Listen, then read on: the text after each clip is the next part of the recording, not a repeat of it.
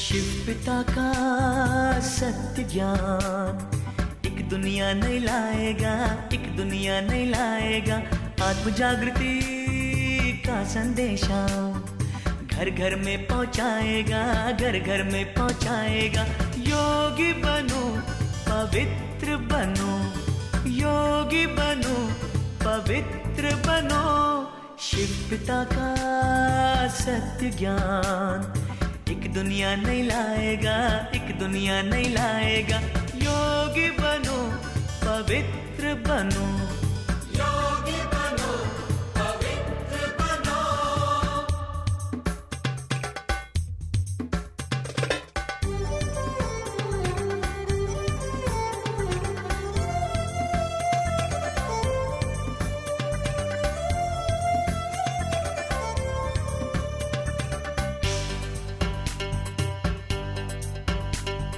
शिव का अर्थ कल्याणकारी, इसलिए शिव कहते हैं।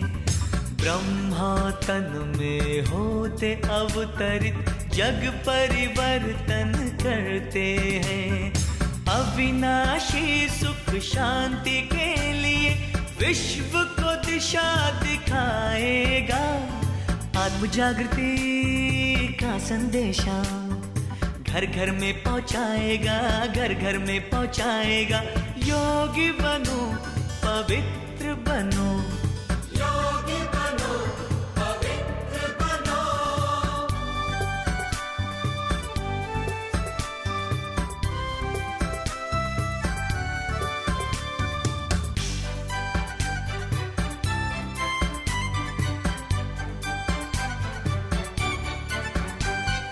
माता पिता है बंधु सखा वो, सबका सद्गुरु साथी है। जिस आत्मा को साथ मिला वो देवात्मा बन जाती है। गीता ज्ञान का दाता वो दैवी सृष्टि सजाएगा। आत्म जागृति का संदेशा घर घर में पहुंचाएगा, घर घर में पहुंचाएगा। योगी बनो पवित्र बनो, योगी बनो पवित्र बनो। शिव पिता का सत्य ज्ञान एक दुनिया नहीं लाएगा, एक दुनिया नहीं लाएगा। आत्म जागृति का संदेशा घर घर में पहुंचाएगा, घर घर में पहुंचाएगा।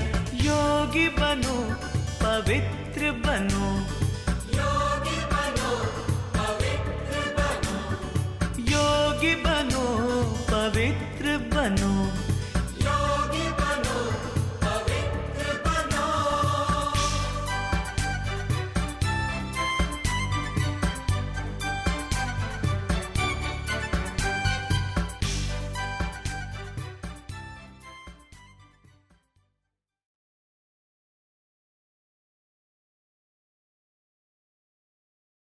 ओम शांति, ओम शांति, ओम शांति।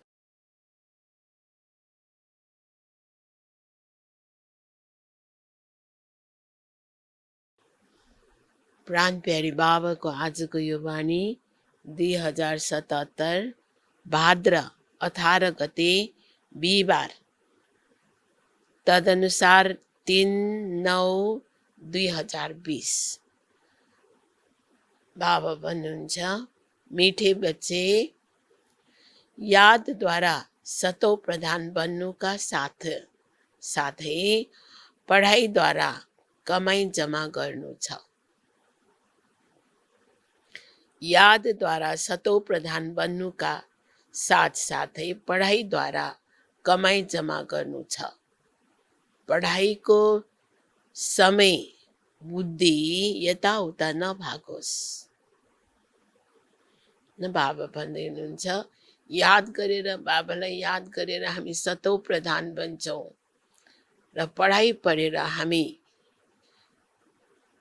विशेष हाम्रो कमाई हुन्छ र बुद्धि यताउता पढाइ पढ्दाखेरि बुद्धिलाई यताउता भगाउनु भएन।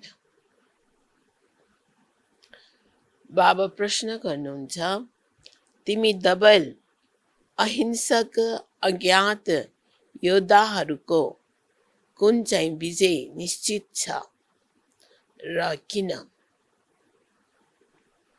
उत्तर, तिमी बच्चाहरू जसले मायालाई जित्ने पुरुषार्थ गरिरहेका छौ, तिम्रो लक्ष्य छ हामीले रावणबाट आफ्नो राज्य लिएरै छोड्छौँ।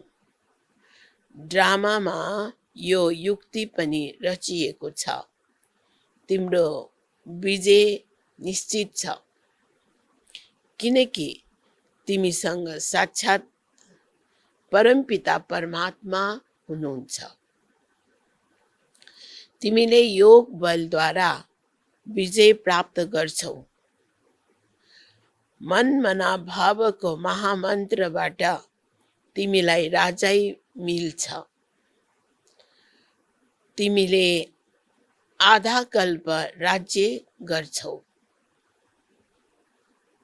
गीत छ आजको।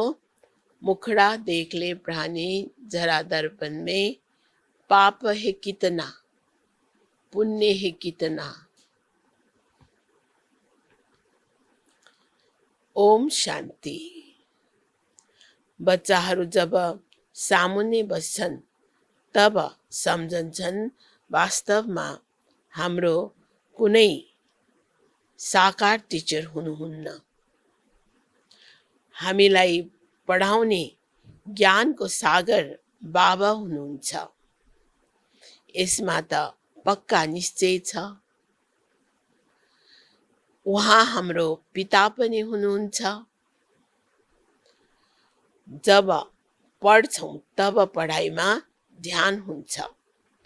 विद्यार्थी आफ्नो विद्यालयमा बस्दा टिचरको याद आउँछ, न कि पिता, किनकि विद्यालयमा बसेको हुन्छ। तिमीले पनि जानेका छौ बाबा पनि टिचर हुनुहुन्छ। नामलाई त समाति राख्नु छैन, ध्यानमा राख्नु छ। म आत्मा हुँ, बाबाद्वारा सुनिरहेको छु। यस्तो न त सतयुगमा न त कलियुगमा हुन्छ। केवल एकै पटक सङ्गममा हुन्छ। तिमीले आफूलाई आत्मा सम्झन्छौ। हाम्रो पिता यति बेला टिचर हुनुहुन्छ, किनकि पढाउनुहुन्छ, दुवै काम गर्नुपर्छ। आत्माले पढ्छ शिव बाबासँग, यो पनि योग र पढाइ हुन्छ।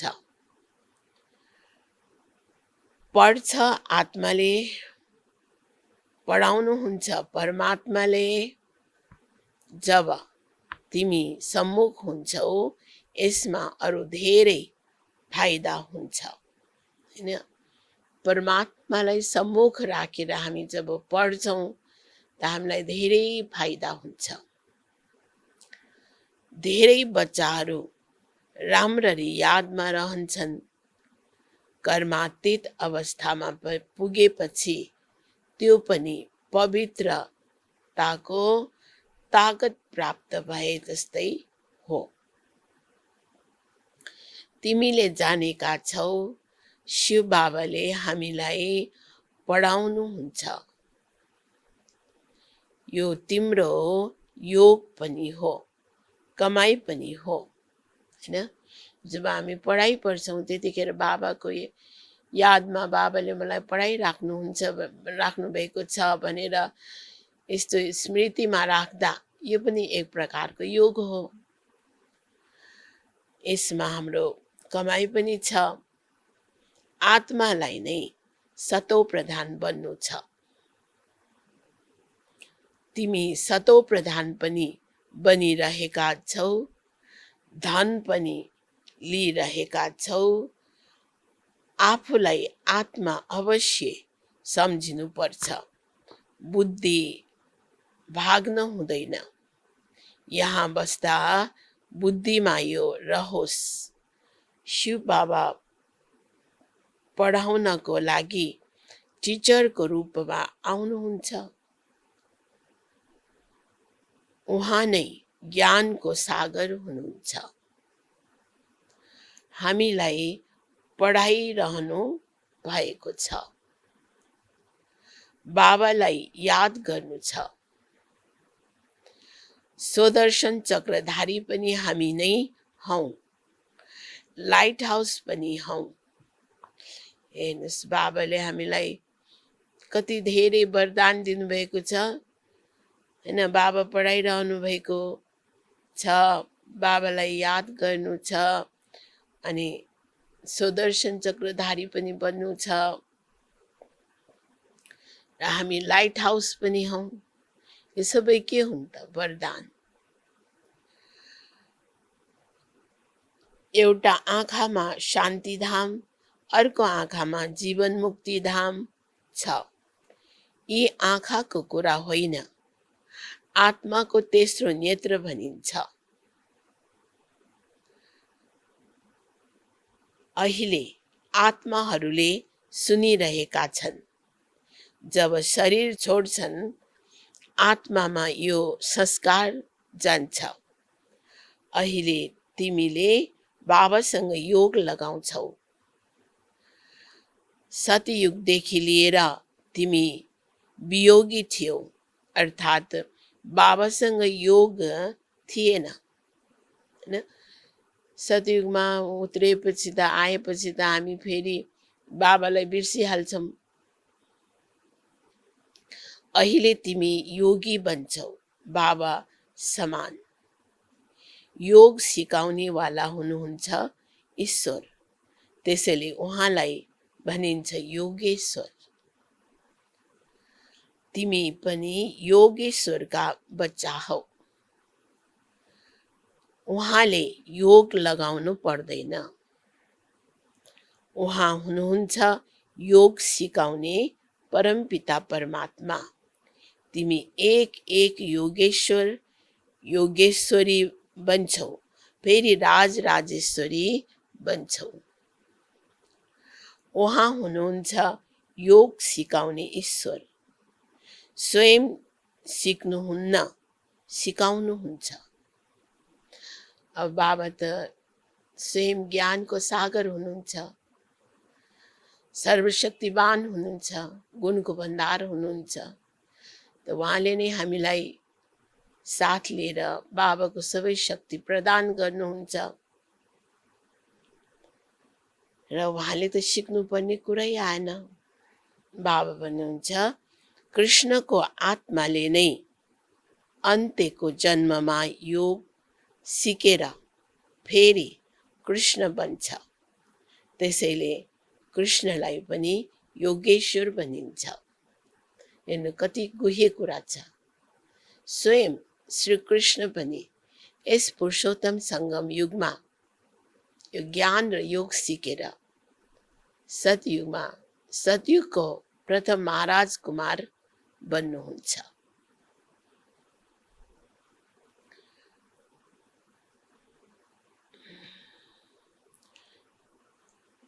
किनकि उनको आत्माले अहिले सिकिरहेको छ।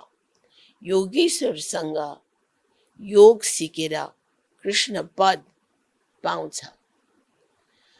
यिनको नाम फेरि बाबाले ब्रह्मा राख्नु भएको छ। पहिला त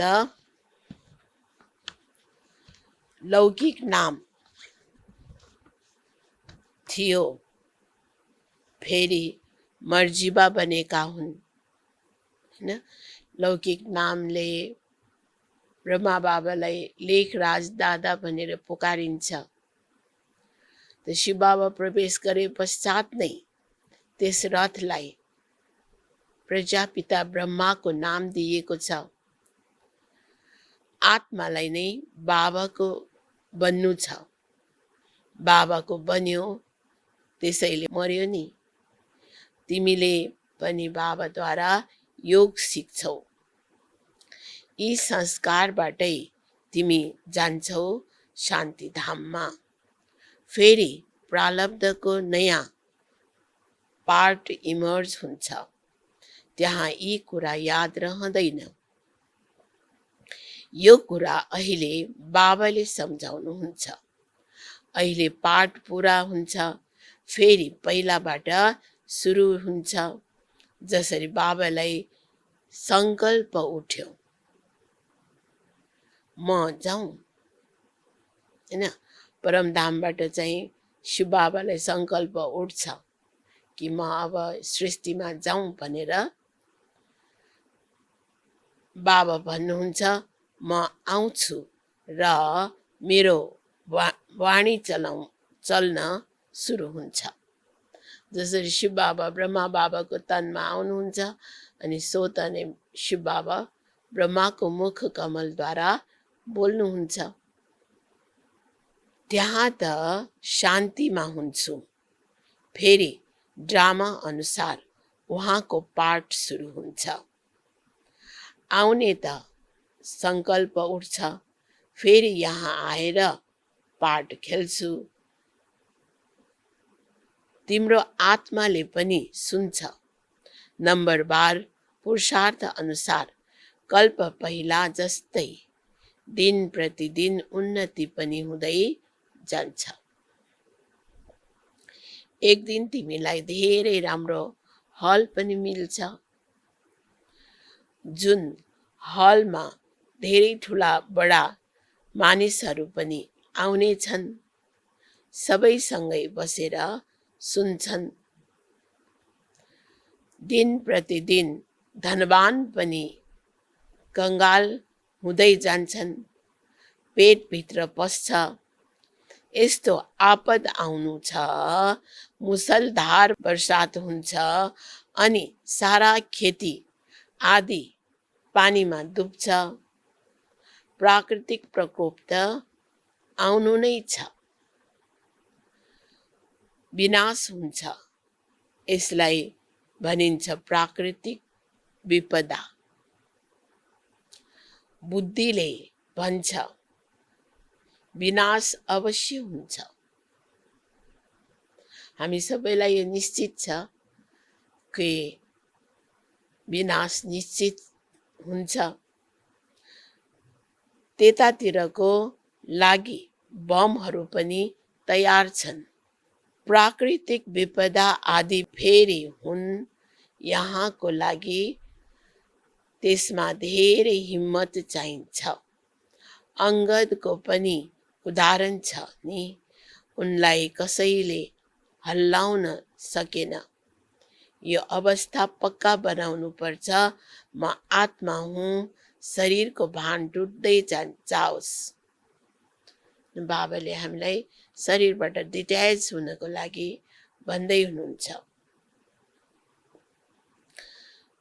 सतयुगमा त जब समय पूरा हुन्छ अनि सो त साक्षात्कार हुन्छ। अब मैले यो शरीर छोडेर बच्चा बन्नु छ।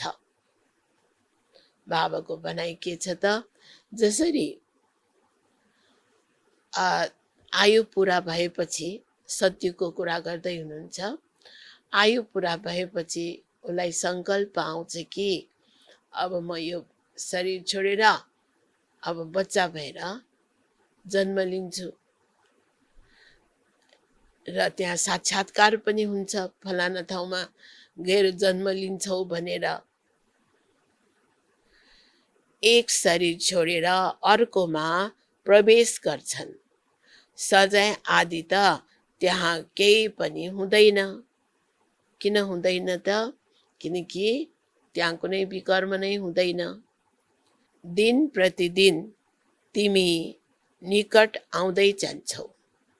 बाबा भन्नुहुन्छ मेरो जुन पार्ट भरिएको छ त्यो खुल्दै जान्छ। बच्चाहरूलाई बताउँदै जान्छु। फेरि बाबाको पाठ पूरा भएपछि तिम्रो पनि पूरा हुन्छ। फेरि तिम्रो सतयुगको पाठ सुरु हुन्छ। अब तिमीले आफ्नो राज्य लिनु छ। यो ड्रामा धेरै युक्तिले बनेको छ। तिमीले मायामाथि विजय पाउँछौ। यसमा पनि समय लाग्छ। उनीहरूले त एकतिर सम्झन्छन् हामी स्वर्गमा बसेका छौँ, हैन। विशेष गरेर साहुकारहरूले यही सोचेका हुन्छन् कि हामी त स्वर्गमा छौँ। यो सुखधाम बनेको छ। अर्कोतिर फेरि गीतामा पनि विश्वको हालत सुनाउँछन्। तिमीले जानेका छौ यो त अझै तमो प्रधान बनेको छ। ड्रामा अनुसार तमो प्रधान पनि जोडसँग हुँदै जान्छ। तिमी अहिले सतो प्रधान बनिरहेका छौ। अब निकट आउँदै जान्छौ। आखिरमा विजय त तिम्रो हुनु नै छ, हैन। यो कसले भन्दै हुनुहुन्छ त? भगवानले। आखिर त भगवानको बच्चाहरू नै विजय प्राप्त गर्छन्। अर्थात् जसले भगवानलाई चिनेको छ, शिव बाबालाई चिनेको छ, तिनीहरूको नै विजय छ। हाहाकार पछि फेरि जय जयकार हुन्छ। घिउका नदीहरू बग्छन्।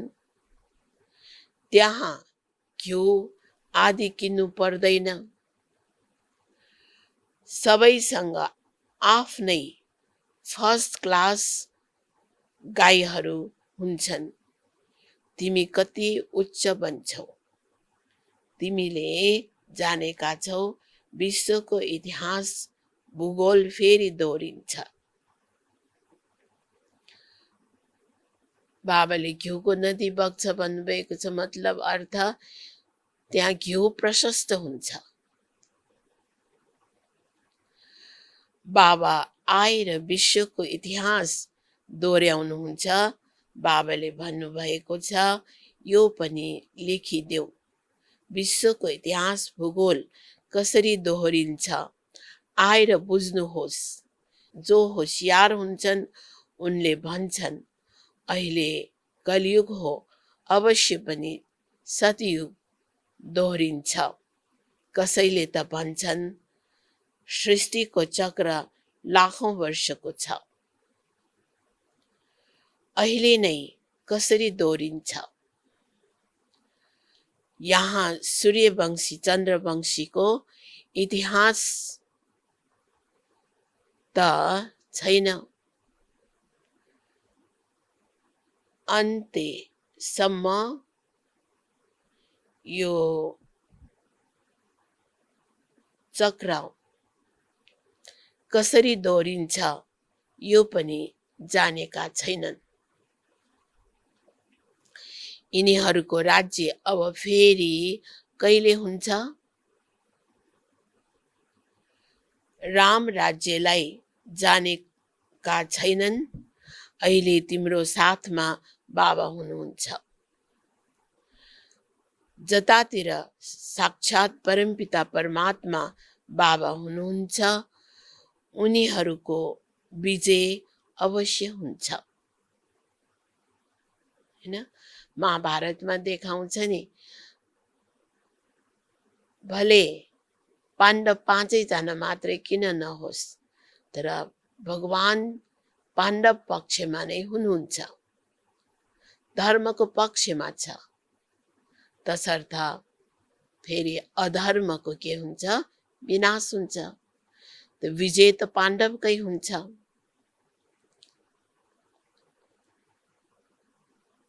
बाबाले कहाँ हिंसा गराउनुहुन्छ र? अब अहिंसा परमो धर्म हो, त हिंसा गराउने कुरा त आउँदैन। गीता ज्ञान नै बताउँछ कि अहिंसा परमो धर्म। त फेरि त्यहाँ कसरी हिंसा चलिरह्यो? कसैलाई मार्नु हिंसा हो, हैन। यो त सोच्ने कुरा हो नि। त्यसैले गीता ज्ञान वास्तवमा जुन गीताले सिकाएको धर्म, यसमा धर्म र अधर्मको युद्ध हो। मनुष्य मनुष्यको युद्ध होइन, त धर्म र अधर्मको युद्धमा आखिर धर्मको नै विजय हुन्छ। सबैभन्दा ठुलो हिंसा हो काम कटारी चलाउनु। अहिले तिमी डबल अहिंसक बनिरहेका छौ। त्यहाँ हुन्छ नै अहिंसा परमो देवी देवता धर्म। त्यहाँ न त लड्छन् न विकारमा जान्छन्। अहिले तिम्रो हो योग बल, तर यसलाई नबुझेका हुनाले शास्त्रहरूमा असुर र देवताहरूको लडाईँ लेखिदिएका छन्। अहिंसालाई कसैले जानेका छैनन्। यो कुरा तिमीले नै जानेका छौ।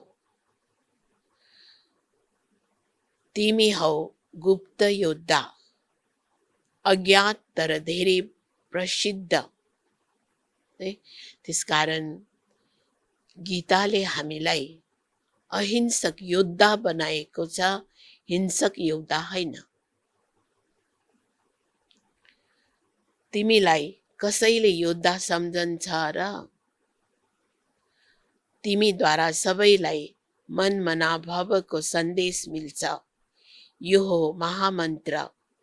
मनुष्यले यो कुरालाई बुझ्दैनन्। सतयुग त्रेतामा यो हुँदैन। मन्त्रद्वारा तिमीले राजै पायो, फेरि आवश्यकै हुँदैन। तिमीले जानेका छौ हामीले कसरी चक्कर लगाएर आएका छौँ। अहिले फेरि बाबाले महामन्त्र दिनुहुन्छ। फेरि आधा कल्प राज्य गर्छौ। अब तिमीले दैवी गुण धारण गर्नु र गराउनु छ। दैवी गुण धारण गरेर नै हामी देवी देवता पद हासिल गर्न सक्छौँ। बाबा राय दिनुहुन्छ, आफ्नो चार्ट राख्नाले धेरै आनन्द आउँछ। रजिस्टरमा गुड, बेटर, बेस्ट हुन्छ। स्वयं पनि महसुस गर्छन्। कसैले राम्ररी पढ्छन्, कसैको ध्यान रहँदैन भने फेल हुन्छन्। यो हो फेरि बेहदको पढाइ। बाबा टिचर पनि हुनुहुन्छ, गुरु पनि हुनुहुन्छ। सँगसँगै चल्छ। यहाँ एउटै पिता हुनुहुन्छ जसले भन्नुहुन्छ मर्जिबा बन। तिमीले आफूलाई आत्मा सम्झेर बाबालाई याद गर, हैन? बाबालाई जहिले पनि याद गर्दा हामी पहिला त आफूलाई आत्मा ज्योति निराकार बिन्दु हुँ, म यो शरीर होइन, म परम पवित्र आत्मा हुँ र म परम पिता परमात्माको सन्तान हुँ भनेर उस पिता परमात्मा ज्योति स्वरूप शिव बाबालाई हामीले याद गर्ने हो। तिमीले आफूलाई आत्मा सम्झेर बाबालाई याद गर। बाबा भन्नुहुन्छ म तिम्रो पिता हुँ, ब्रह्माद्वारा राज्य दिन्छु। यी भए बीचका दलाल, यिनीसँग योग लगाउनु छैन। अहिले तिम्रो बुद्धि लागेको छ उहाँ आफ्ना पतिहरूका पनि पति शिव प्रियतमसँग, हैन? हाम्रो शिव साजन शिव प्रियतमसँग बुद्धि लागेको छ। यिनीद्वारा उहाँले तिमीलाई आफ्नो बनाउनुहुन्छ, भन्नुहुन्छ आफूलाई आत्मा सम्झेर मलाई याद गर। त शिव बाबासँग हाम्रो कुनै शारीरिक रिश्ता नभएर आत्मिक रिश्ता हो, बडी रिलेसन होइन कि सोल रिलेसन। त आत्माको पिता नै परमपिता परमात्मा हुनुहुन्छ। म आत्माले पाठ पुरा गरेँ, अब बाबाको पास जानु छ, घर। अहिले त सारा सृष्टि तमो प्रधान छ, 5 तत्त्व पनि तमो प्रधान छन्। त्यहाँ सबै कुरा नयाँ हुन्छ। यहाँ त हेर, हिरा जवाहरात आदि केही पनि छैन। सतयुगमा फेरि कहाँबाट आउँछ? खानीहरू जुन अहिले खाली भएका छन्, ती सबै फेरि अब भरिँदै जान्छन्। खानीहरूबाट खनेर ल्याउँछन्। विचार गर, सबै चिजहरू नयाँ हुन्छन्। सतयुगमा सबै चिजहरू के हुन्छ त? नयाँ हुन्छ, सतौ प्रधान हुन्छ। लाइट आदि पनि नेचुरल जस्तै हुन्छ। विज्ञानबाट यहाँ सिकिरहन्छन्, त्यहाँ यो पनि काममा आउँछ। हेलिकप्टर खडा हुन्छन्, बटन दबायो, चल्यो, कुनै मेहनत हुँदैन। जसलाई सतयुगमा पुष्प विमान भनिन्छ। त्यहाँ सबै फुल प्रुफ हुन्छन्। कहिले मेसिन आदि बिग्रिँदैन, एक्सिडेन्ट पनि हुँदैन। घरमा बसेर सेकेन्डमा विद्यालयमा वा घुम्न फिर्न पुग्छन्। प्रजाको लागि फेरि त्यो भन्दा कम हुन्छ। तिम्रो लागि त्यहाँ सबै सुख हुन्छ। अकालमा मृत्यु हुन सक्दैन। न बाबाले सतयुगको कुराहरू बताउँदै हुनुहुन्छ। त्यसैले तिमी बच्चाहरूले कति ध्यान दिनुपर्छ।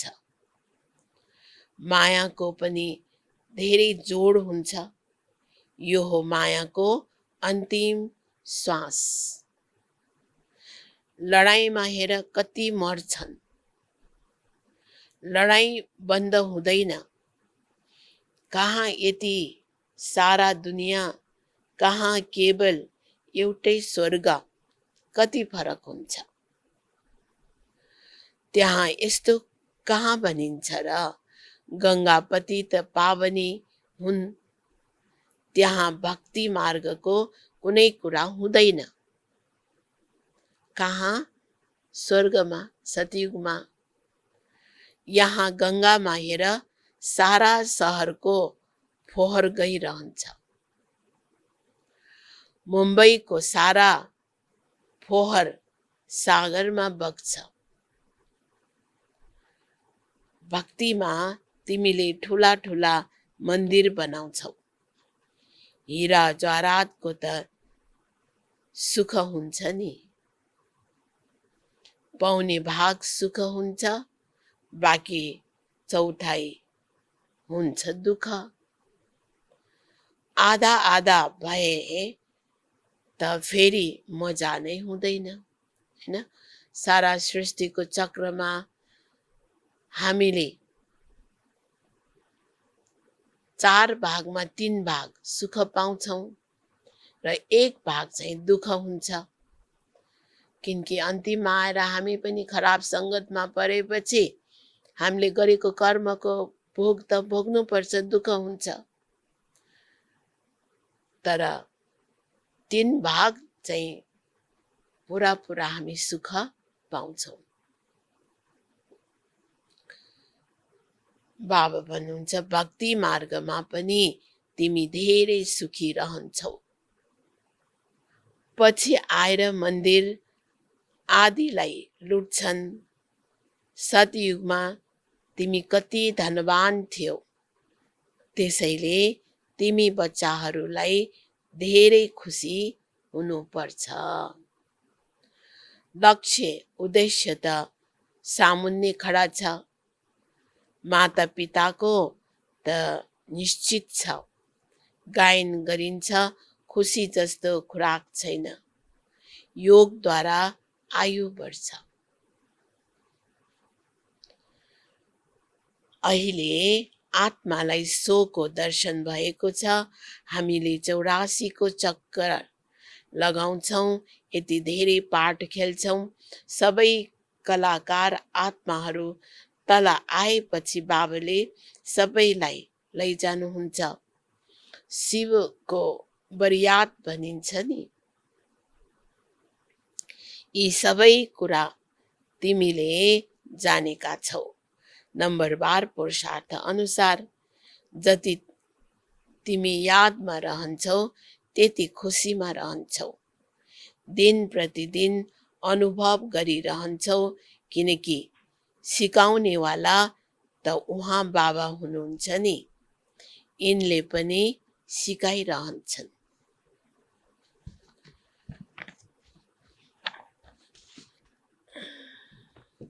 यिनले सोध्न आवश्यक छैन, सोध्छौ तिमीले। यिनले त सुनिरहन्छन्। यिनीले भनेको ब्रह्मा बाबाले। बाबाले जवाफ दिनुहुन्छ, यिनले पनि सुन्छन्। हैन, शिव बाबाले जवाफ दिनुहुन्छ, ब्रह्मा बाबाले पनि सुनिराख्नुहुन्छ। यिनको क्रियाकलाप कति अनौठो छ। यिनी पनि यादमा रहन्छन्, फेरि बच्चाहरूलाई वर्णन गरेर सुनाउँछन्।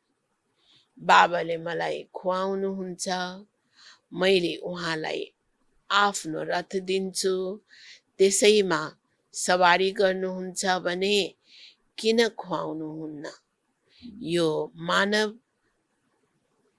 अश्व हो, हैन? यो शरीर के हो त?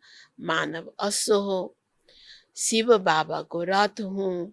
यो ख्याल रह्यो भने पनि शिव बाबाको याद रहन्छ। यादद्वारा नै फाइदा हुन्छ। भण्डारामा भोजन बनाउँदा पनि सम्झ, हामीले शिव बाबाको बच्चाहरूको लागि बनाउँछौँ। स्वयं पनि शिव बाबाका बच्चा हौँ। त्यसैले यसरी याद गर्नाले पनि फाइदा नै छ। सबैभन्दा ठुलो पद उनलाई मिल्छ जसले यादमा रहेर कर्मातीत अवस्थालाई प्राप्त गर्छन्, साथसाथै सेवा पनि गर्छन्। यी बाबाले पनि धेरै सेवा गर्छन् नि। यिनको बेहदको सेवा छ। तिमीले हदको सेवा गर्छौ। सेवाद्वारा नै यिनीलाई पनि पद मिल्छ। शिव बाबा भन्नुहुन्छ, यसो यसो गर। यिनलाई पनि राय दिनुहुन्छ। तुफान त बच्चाहरूलाई आउँछ। याद बिना कर्म इन्द्रिय बसमा हुन मुस्किल छ।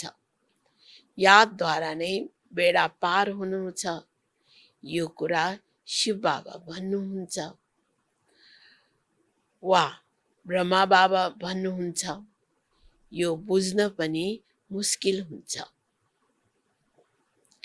अब बाबा बोल्दा शिव बाबा बोलेको कि ब्रह्मा बाबा बोलेको हो, तर जसले बाबाप्रति गहिरो प्यार छ, याद छ भने कुन चाहिँ बाबा बोलिरहेको छ भनेर स्वतः नै परख्न सक्छ। यसमा धेरै महीन बुद्धि चाहिन्छ। अच्छा, मिठे मिठे सिकिलदै बच्चाहरूप्रति माता पिता बाप दादाको याद प्यार एवं गुड मर्निङ। रूहानी बाबाको रूहानी बच्चाहरूलाई नमस्ते। रूहानी बच्चाहरूको रूहानी बाबालाई गुड मर्निङ, नमस्ते नमस्ते। धारणाको लागि मुख्य सार 1 नम्बरमा छ, यति बेला पुरा पुरा मर्जिबा बन्नु छ। पढाइ राम्ररी पढ्नु छ, आफ्नो चार्ट वा रजिस्टर राख्नु छ, यादमा रहेर आफ्नो अवस्था कर्मातीत बनाउनु छ। 2 नम्बर, अन्तिम विनाशको दृश्य हेर्नको लागि हिम्मतवान बन्नु छ। म आत्मा हुँ, यस अभ्यासद्वारा शरीरको भान टुट्दै जाओस्। होइन, म आत्मा हुँ भनेर ज्योति बिन्दुलाई, आफ्नो असली स्वरूपलाई याद गर्दा गर्दा शरीरको भान के हुन्छ त छुट्दै जान्छ। आजको वरदान छ, कुनै पनि विकराल समस्यालाई शीतल बनाउने सम्पूर्ण निश्चय बुद्धि भव। कुनै पनि विकराल समस्यालाई शीतल बनाउने सम्पूर्ण निश्चय बुद्धि भव। जसरी बाबामा निश्चय छ त्यसरी नै स्वयंमा र ड्रामामा पनि सम्पूर्ण निश्चय हुनुपर्छ। स्वयंमा यदि कमजोरीको संकल्प उत्पन्न हुन्छ भने कमजोरीको संस्कार बन्छ। त्यसैले व्यर्थ संकल्प रूपी कमजोरीका कीटाणु आफूभित्र प्रवेश हुन नदेऊ।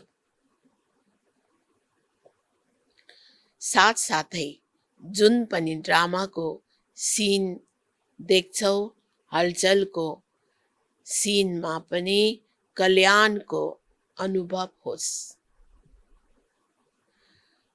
वातावरण हलचलको होस्, समस्या विकराल होस्,